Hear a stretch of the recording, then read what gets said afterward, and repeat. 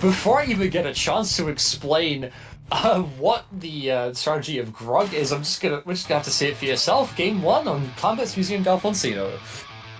Yep, Grug on their own terms. They're bringing the Stamper, the Tetris, and the Brush. That's a very, very awkward team. Especially without a cooler, they're going to rely on that gear, I guess, to secretly spawn faster and faster. As they're getting the first pick, and it's on the heavy edit. Oh, they get more picks than that. Actually, Grug opening incredibly strong. They're already under the basket with a super glam. All they need to do is go through that final barrage of defense from Retroma Paradise. The strikes are enough to push them away from the platform, but the push is still trying to get in.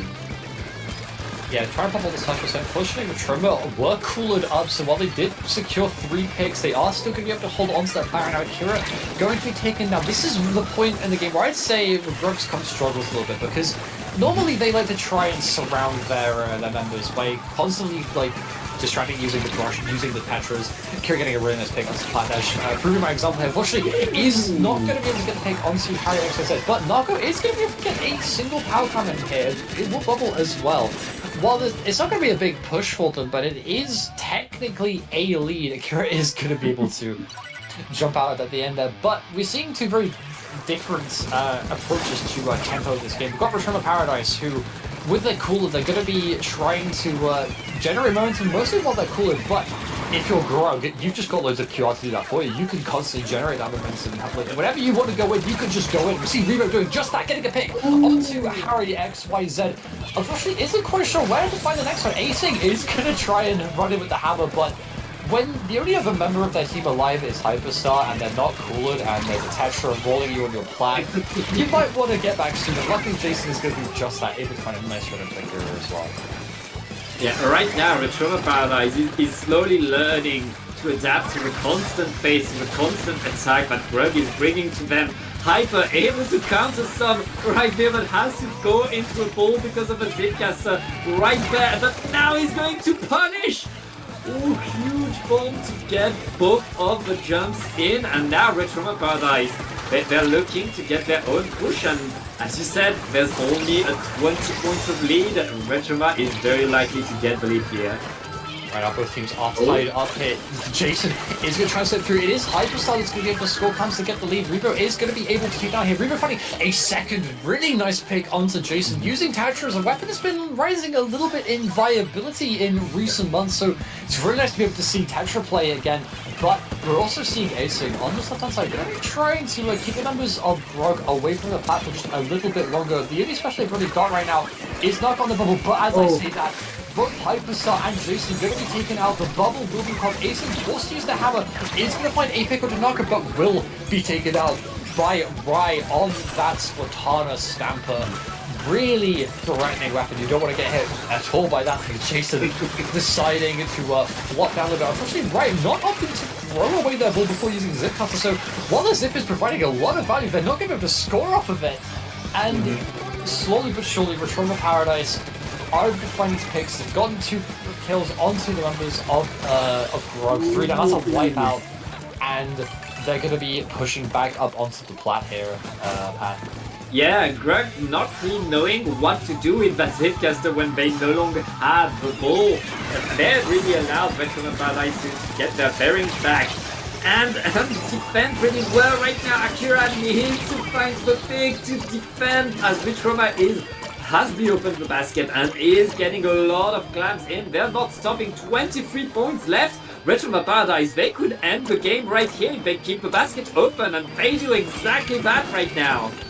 Yeah, they've got no clams for the moment, so this push might be over fairly soon, but they're still fighting hard, still trying to make it as inconvenient as possible for the members of Grug to get any sort of mileage. You see Acing is going to be able to pick off Nako. Nako being a really important player for Grug right now. Basically their primary source of pain and their primary source of sustaining aggression using the bubble. But if they're not going to be able to use that bubble, it's going to be a little bit longer before Grug is going to be able to do anything here. We see members of Retroma, what they're doing is they're just stacking themselves on the sides of this stage right now, preventing any member of Grug from getting around them and like splitting their attention, but we do see Rebo gonna pop that recycle. It's quite easy to find a pick. Unfortunately, doesn't chip down Harry. So the last 10 seconds to get 3 members of Retroma Paradise going. None of them have the cooler. They are going to be able to get a panic. It is just acing. Acing will be able to trade with Ryder. Unfortunately, Akira running straight into the heavy end spot. Like, they're not going to be able to get that power clam in. And game 1 of this set going confidently to Retroma Paradise. That trade from acing there allowed Hyper to get back into position and charge these final shots that allowed them to really secure the basket. Retroma Paradise, they lost the first fight. At first, it looked like they were pummeled by Grug constantly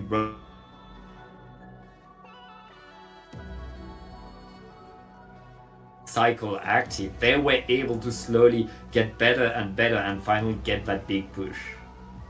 Yeah, you can see over the course of that game, the members of Retroma Paradise adapting their defenses just a little bit. Obviously, with a comp like Grug, you want to try and find any sort of avenue to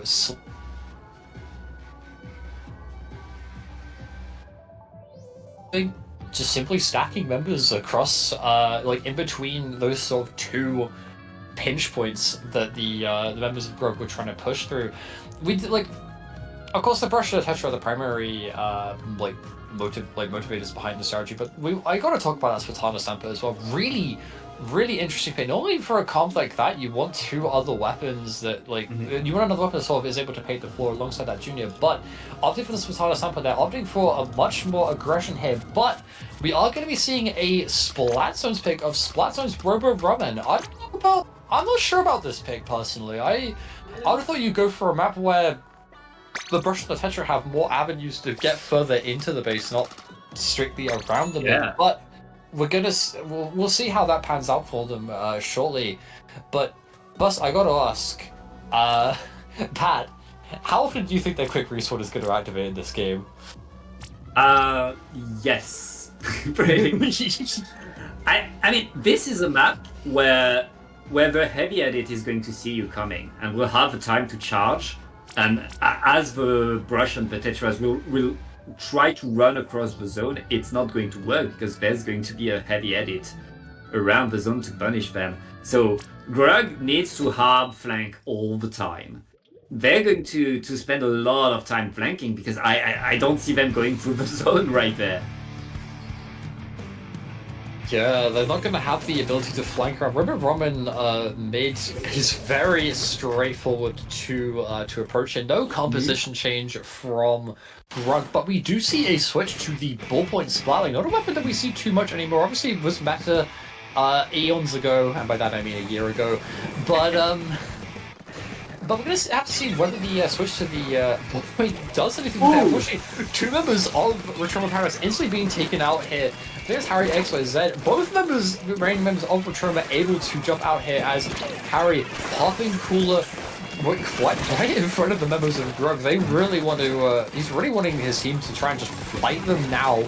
Unfortunately, Jason will be taken out. Ryan with the Zipcaster and beautiful team play. Is going to be able to take them out here. The cooler event not really going to do a whole lot for them as we reach the halfway mark on the zone. Revo will not be respawning quickly because he not only did he get a kill, but he also, that was his first death of the game, I believe. Acing, thieving with hammer, not really what you want to see right now. Oh, fantastic pick from Jason by Revo. This is, we're reaching the last quarter of the game right now. Harry XYZ really is going to be picked off. The members of Retroma Paradise desperately trying to get something started. Acing, running in, just very much wanting the zone to be flipped a little bit too desperately, but it's a Brush. Okay, I was about to say Brush and Junior just paints that, but apparently not. Retroma Paradise is going to be able to flip the zone. Acing finally doing something with that hammer as they're going to find a third pick, maybe even a fourth. Nah, Akira's got that. Akira's got that on lock. Shutting down Acing. Unfortunately, they are going to be stuck in that corner. Hyperstar is going to be okay, I was about to say Hyperstar's gonna be holding off, but Akira's just kind of going a little bit of a hike right now. Unfortunately, doesn't quite find the Nico with that hammer, but they might be able to get a pick here. Running past the Inkjet, I'm not sure if I agree with that play, but this should be zone flipping straight back towards Grug, and this game is suddenly now all to play for here, Pat. Yeah, Retroma have shown that they can hold the zone, that they can create their opportunities. They need to find a way to push in. If they're able to put themselves onto the zone again, they could very well get the lead, as Grug has been struggling to push onto Retroma as much as Retroma was struggling to push on Grug. And right now with Q down onto Grug, Retroma is going to get the zone back, acing, going back to get a little drink right there. That's going to be a bit more aggro. Rai needs to defend with that stuff, but Grug needs to wait for the specials. Here comes the Zipcaster. Rai trying to get in, but now all of Retroma is defending as well as they can. As I say that, they're not defending well enough. The zone is split again. Yeah, Nako just trying to establish a little bit of control of the zone. Trying to, compared to the rest of their team, Nako is extremely chilled out. Just kind of watching all the carnage unfold, but that's exactly what they need to be doing. They need to be painting the floor and letting their teammates handle all the aggression for them, as we see Rai trying to do the bread and butter stamper combo here. Unfortunately, members of Retroma not going to get caught out. Kira straying a little bit too close to the sun. Three members of Retroma, three members of Grug being taken out there, as suddenly Grug is now on the back foot with an inkjet on standby for Retroma to use. And here it comes. Here comes Blood. Oh, he's going to be taken out by a wonderful slap up by Nako here. Zone flipping once again to Grug, as Jason is going to be punished for being a little bit too greedy there on that zone. But several members of Retroma, Cooler is going to be popped by Harry XYZ. This is the time where you don't want to be dying. Unfortunately, as I say, that two members of Grug being taken down here. This should be a zone flip towards. This should definitely be a zone flip towards Retroma. As so far this game has gone from being confidently in Grug's hands to very much a back and forth here. Yeah, but Retroma needs to stop with the back and forth. They still have a lot of points to come back from. Akira dodging, but not dodging well enough for the Blasters AOE. 1 minute left and Retroma doesn't have any penalty. They only need to stop that next push and they get the KO pretty much. It's acing, chasing the brush away. The zone isn't flipped yet, as Retroma is painting as much as they can. Grug going in. The strikes, are the strikes enough to take the zone back? Yes, but they lose all of their players. Grug is back in control with 30 seconds left. Now they only need to throw a few bombs forward and delay. Yeah, their penalty is not that large here. Acing is going to try and run with the hammer. Unfortunately, only trading with Revo here, I believe. Revo got that QR on that as well. Thick flank from Akira here. It's going to be able to find a third pick hit. It's just Jason left alive right now. Last 10 seconds of the game. Jason is not going to be able to 1v4 that no matter how hard he tries. And that will be Grug taking their first game in this set. We are now 1-1. I mean, we saw a close semi-final on the other side. It had to be close on that side as well. That whole tournament, all of these teams have been taking games off of each other, and I can't wait to watch more. So it's been so back and forth. All the way back in groups, it's been super back and forth. I believe only 2 sets from groups ended in a clean sheet for one team. Everything else being 2-1 on the scorelines, I believe. But it's now 1-1 in this set. So far, both teams now only got 2 games to win if they want to try and take this set. Grug winning that zones game is absolutely massive, not only because they've put themselves on the score sheet and they've shown to Retroma, hey, we mean business, you better be ready for us. It also means that they can't pick zones again later in this set, and they looked a lot more comfortable on zones than they did during that Clam Blitz game. So if I was Retroma Paradise, I'd be looking at the maps right now, trying to see what maps are going to limit this Brush Tetra duo from causing as much havoc as possible. And the answer that they have come up with is tower control on Ship Shape Cargo Co. Ooh. That's a really, really good counter pick, you know what? That's a fantastic. Yeah, that's a great one. I mean, tower control, when you have acing on your team, picking tower is like a no-brainer, I'd say. You have a crazy good blaster, go for the tower map. That's a good pick. And on Ship Shape, they will have the range advantage that helps them. One thing to note, though, on the side of Grug, in that previous game, what we saw was a game of punish, of both teams trying to run onto the other, except Grug was able to punish what Retroma was doing, whereas Retroma Paradise was not able to stop that Akira with the brush from running circles around them. Yeah, we saw over the course of that game, Akira just kind of running around, not really like going for kills that you would expect a brush to go for, probably like sowing a few seeds of perplexion in the minds of Retroma Paradise, but it's all to lead up towards that one moment where you think, oh, surely the brush won't flank for the 5th time, like in the exact same way. Lo and behold, they do it and they'll get 3 picks off of it, and you'll end that game being more tilted than you have ever been in your entire life. But so something I want to mention about these teams as well. Like you pointed out that both these teams are trying to punish each other more so than trying to like force plays out themselves. They're trying to they're sort of trying to ensure that they can punish the enemy team as effectively as possible. But the way that they're doing that is different. You know, Retroma Paradise, I think, are very much relying on just acing to be able to do that. Like they're not acing and Jason didn't coordinate too well in that last game. They were in very separate areas of the map.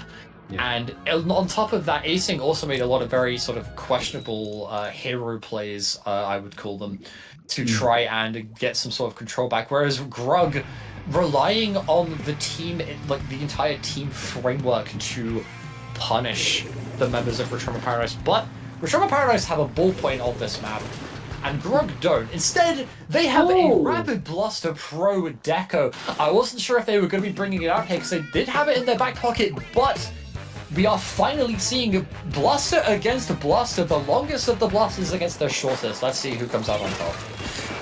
Yep, well, acing already trying to go in, and as you were saying, for Retroma very much wanting to have acing going to the solo plays right now, but it's not working that well, right? It's still around the tower, holding it, and it's Grug again with the monster opening. Every game Grug has had a really good opening that allows them to score the points right away. When Revo is going in, is going to get punished.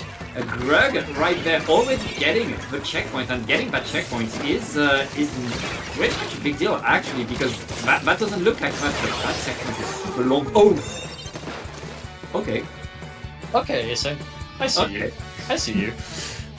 Yeah, we see like Grug able to get past that first checkpoint. That is like the first major hurdle, but unfortunately petering out, as opposed to Retroma Paradise, who after getting put a little bit off guard, they've got their cooler, they've got their resources, they've got their team strategy is starting to get a move on here. As they're gonna get this first checkpoint here, or they should get this first checkpoint. All Hypersize do is get on the tower, but Narco is running in on this junior. He's gonna bubble off, forcing Hammer out of acing. They're gonna lose lead and lose that checkpoint, but they don't have that many specials on standby. Acing's not gonna have that hammer for a little while, and Harry, well, they are close. Okay, I was about to say, Harry's just pop cooler. Jason is about to pop strikes. This is looking fairly dire for Grug right now. It's a disaster waiting to happen as Revo being taken out here. Akira really struggling to find an avenue, but he's going to be able to get through trials here. Unfortunately, not going to be able to immediately capitalize on that. Might be able to get a pick onto Jason. Unfortunately, Ink Brush on tower. Not the most reliable thing in the world is Hyperstar. Fantastic double. It is just Revo left alive, but I don't think Revo's winning that 1v3. Now, Harry XYZ is going to be able to clean that up as Retroma Paradise approaching this final checkpoint here. They're going to need to pull something out if they want to defend Akira. It's going to be able to find one pick. Actually, acing will immediately be punishing that, and for every pick the Grug gets in a situation where Retroma Paradise gets double the value. They're cooling up right now. They can afford to lose a couple of members on these picks. A nice direct from acing onto Akira, as it is just Harry XYZ. Grug will be able to stop Retroma from getting through that last checkpoint, but right now, Retroma, if you're on Retroma, you're feeling quite comfortable. You've still got most of the paint on your side, and there's a blaster on left, and like, unfortunately acing. We saw that one earlier, buddy. Yeah. Honestly, this is a different Retroma team that we just saw in the last game. This time Retroma, they're coordinating, they're using the map perfectly. You can tell that they like this map, that they like to come back on this map. But now, Grug, they no longer have checkpoint 1, and it's paying off their back. forward. They're getting to that second checkpoint with a big bubbler. They're forcing Acing to simply jump right on there. Get the few splats. The lead is not going to swap, but Grug was able to at least get in there, show that there's still very much danger here. Yeah, Kira is still behind them right now. Is able to get pick onto Jason. Forces Acing to pop this hammer. Is just opting to run around. Is Acing getting picked off by Rai? This is exactly what you want to be seeing from your brush on this map. Just you know they're not going to be able to run at the enemy, so you want them to just sort of just stall out the other members, and Akira doing that beautifully, enabling Grug to start pushing this tower once again. They're not going to have too many specials in time for this final checkpoint, I think, but Naka holding onto this bubble are going to be able to find the pick onto Hyperstar here. There's going to be no Inkjet to defend this tower as Reaper will be taken out here, but if you're on Grug right now, it's just Acing on that top right. Revo is going to be taking that top right. Unfortunately, Acing gets a fantastic dive right. If Acing didn't win that fight, that could have gone the opposite way. It could have been definitely going towards Grug, but Retroma holding on for dear life right now. Is a 3v3. They are cooled up. Retroma, right, almost able to find that pick onto the hammer. Yeah. What a direct onto their feet there. But with less than 30 seconds left to go, Grug need to pull out all the stops if they want to win this match. Yep, right now with 20 seconds left, Acing again on the hunt, trying to get in there. It's always the same angles, but Rai is answering with a longer range. Akira is punished, that is huge for Retroma right now. Grug is struggling to stay in the middle of the map, and then here comes the GG strikes to end the game. Retroma is taking game number 3 and are now one game away from breaking their third place curse and getting their spot into the finals. Yeah, Retroma Paradise there on tower control, possibly their best mode. They decided to pull it out at a pretty good time, I think. We're able to, because they've got that game, they're one game away from winning this set. But if you're on Grug, you're probably also fairly relieved. Like, that map mode combination is absolutely atrocious for the combination of Brush plus Tetra, especially Ink Brush Nouveau, right? And yet, despite the sheer difference in composition strength, it was a really close game. 27-23. Both teams able to push it really, really fast. So if I was on Grug right now, I'd be like, you know what? We might have lost the tower control game, but we can do Clams, we can do Rainmaker, we can even do another tower control, maybe one that's a little bit better for our comp, and we'll be absolutely fine and ready to go. But they're taking a little bit more time with their counter pick on this one. Just thinking about this a little bit carefully. Obviously, if they do lose this game, they will be sent down to the third place match, and we will be seeing Retroma versus Distinct for the final time in this Splat Pursuit. But it's still very much what to play for right now, Pat. Oh yeah, it's certainly not the end of Grug. They've shown how good they can play, how well they can play. Here on Retroma's counterpick, they were able to go deep in to almost get it there. And we are going to Scorch Gorge this time on Rainmaker, and given how the constant aggression from Grug is coming, Rainmaker is honestly a good pick. Yeah, Rainmaker Scorch Gorge as well. You mentioned going deep, and if you want to go deep on a Rainmaker map, this is the map to do it. Obviously, the pedestal being all the way back in the spawn, so it's a lot of ground to cover. But if you're on Grug, you're not really so worried about that. You've got a Tetra with 4 rolls, you've got a Brush, you've got a Junior with absolutely absurd frame data and fantastic painting capabilities, and depending on whether they decide to go for the Rapid or whether they decide to go for the Spartana Stamper, they've got the means to continue being aggressive. Whereas if you're on Retroma, right, if you're on Retroma, you need to be really careful in this opening, because we've seen whenever Grug gets that opening, they're able to just take games in the blink of an eye. And on Rainmaker, often the opening isn't so clear cut. You're not going to know exactly how you want to open until you look at that enemy comp and you have to make that split-second decision. And while the composition of Grug is fantastic for aggression, they don't have loads of popping power. Like, they've got that Junior and they've got that Stamper, but Tetra and Brush are not very well renowned, especially Brush is not that well renowned for being able to pop the Rainmaker shield. So we're going to be seeing if Retroma Paradise will be able to play around that fact on this on their match point, we see a return to Splatana Sampa from Rai. But yeah, Rainmaker Scorch Gorge. Let's get straight into it. Yeah, right now, Grug, they're relying on the Stamper to pop the Rainmaker unless the Junior wants to throw bombs, but no, Retroma Paradise is going to instantly get the pop, and now they're trying to get the fight, but Akira is already running around, not getting anything.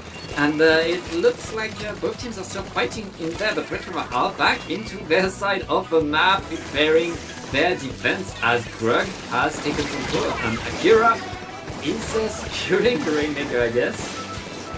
Yeah, members of Grug were able to start getting a push-up. Unfortunately, a bit of miscoordination meant that they didn't grab the Rainmaker at the most opportune time, and acing, able to stop Akira from grabbing in the end, means that now that Retroma are cooled up, it's their turn to push, it's their turn to get past mid. It is just Akira right now. Going to try and pick off this Rainmaker. Unfortunately, will be taken out by the combination of Jason and Hyperstar. Now it's just Narco forced to run all the way back into their base to try and set up somewhere so they can throw these flat bombs. Able to find 2 picks onto the members of Retroma, getting a little bit overzealous. That fantastic splat bomb from Narco. We're going to see them push up into mid, and they need to try and find a way to get control of this right-hand side without expending too many specials, because they just don't have the specials to brute force through. They've got Hammer, they've got Zipcaster, Reslider and Bubble. Those are not specials that move people, those are specials that kill people.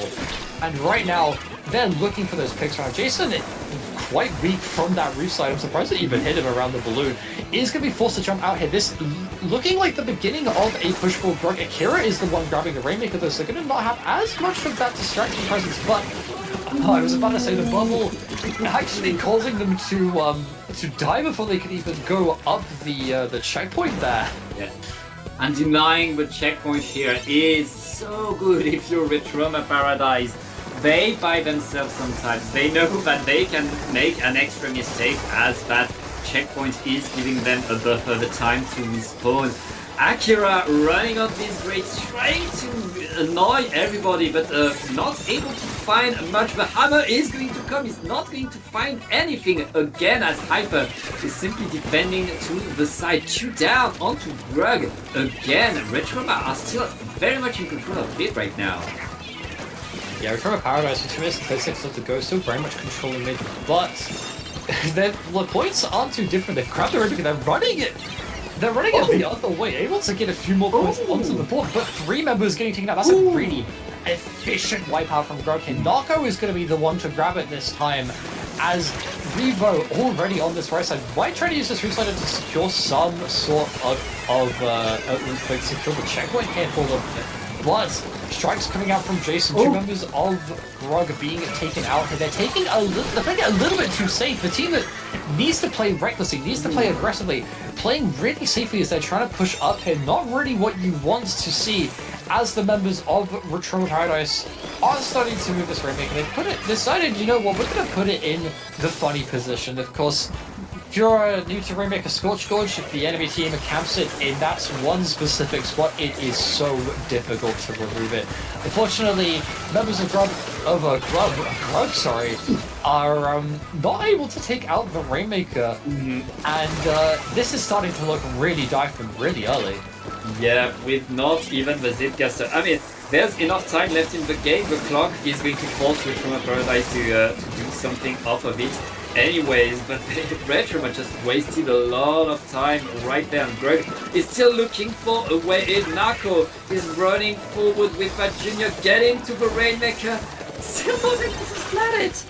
Okay, now the Rainmaker is down, and Grug is going to try to get the repop unless Acing has something to say about it. It's not stopping, just Grug cannot catch a break right now.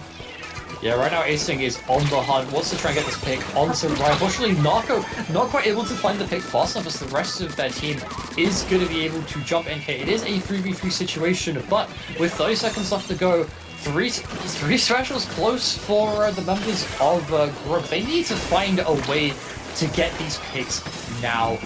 Akira deciding to pop that hammer. Jason does have strikes, might opt to use them to deny this checkpoint. Unfortunately, Jason not opting that instead. It'll have to be Acing directing the Rainmaker as the checkpoint is secured, but It's 68-57, acing these to live right now.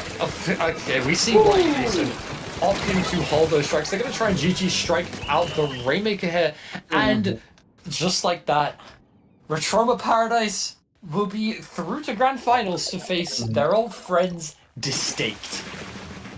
Yeah, I mean, it's been the Splat Pursuit classic to see Retroma go against Distinct in the playoffs. We get game number 3 between these two teams, and it's going to be for all the marbles, I guess.